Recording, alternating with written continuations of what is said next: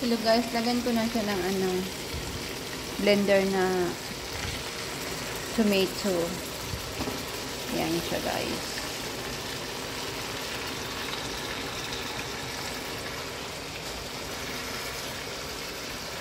Yan siya guys.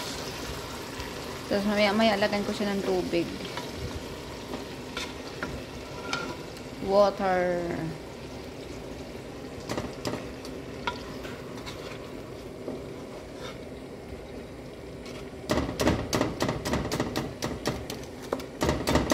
Madudurog din mamaya. Ayan siya. Pero mamaya ko na siya ilalagyan ng tubig hanggang matunaw to siya para maano. Yung katas talaga ng sauce mapupunta sa manok.